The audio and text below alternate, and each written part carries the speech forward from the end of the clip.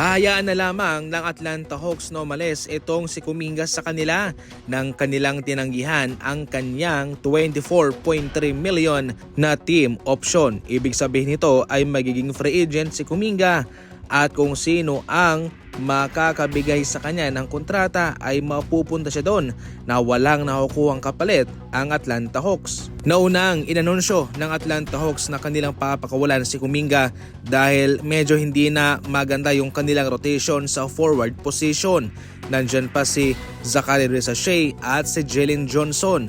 Kaya wala nang masyadong playing time para kay Kuminga. Si Porzingis ang kanilang pinakawalan para makuha si Kuminga sa Golden State Warriors mga idol. Pero sa ngayon kung sakaling ganito ang pamamaraan nila na kanilang papakawalan na lamang si Kuminga sa free agency ay nalugi po sila mga idol sa kanilang mga pinakawalan. Sobrang tapang naman itong si Bradley Beal, tinanggihan niya ang kanyang player option na nasa $5.6 million para sa LA Clippers. Sa ngayon ay magiging free agent po siya at ito ho'y magbibigay ng oportunidad sa ibang team na magbigay ng offers sa kanya. Ang inaasahan kasi rito ay pwedeng mag-playing safe itong si Bradley Beal dahil sa kanyang injury at wala rin pong kasiguraduhan kung siya ay makakalaro sa susunod na season. So yun sana ang pinaka-the best na gagawin niya, yung tanggapin niya ang 5.6 million. Pero dahil nga tinanggihan niya ay mukhang magsusugal sa kanyang sarili itong si Bradley Beal sa free agency market. Tumaas naman mga idol ang kontrata nitong si Julian Champagnie ng Spurs sa kanyang bagong pinirmahan na $45 million sa loob ng 3 taon. Kung sa kanyang nagdaang contract ay sumasahod lamang siya ng $3 million bawat season.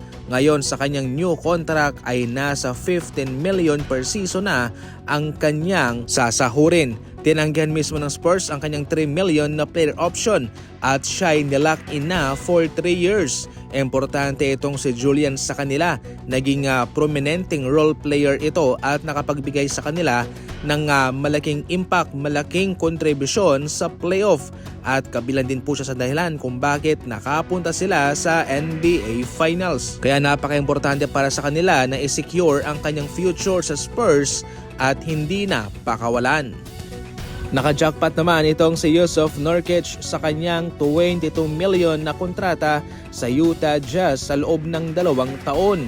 Marami ang naniniwala na overpaid itong si Jusuf Nurkic dahil wala itong nagagawang depensa mga idol at minsan tamad pa raw sa paghabol sa kalaban. Sa opensa, okay itong si Jusuf Nurkic pero malaking butas po siya sa depensa. Gayunpaman, siya ay sasahod ng $22 million sa loob ng 2 taon. Nakasecure naman ng $8 million contract si Harrison Barnes para manatili sa San Antonio Spurs. Hindi man siya gaanong ginagamit sa NBA Finals mga idol pero napakahalaga pa rin ng kanyang veteran presence sa locker room ng Spurs. Para sa mga NBA Fast Break balita, tumuto ka lang and as always, thank you for watching.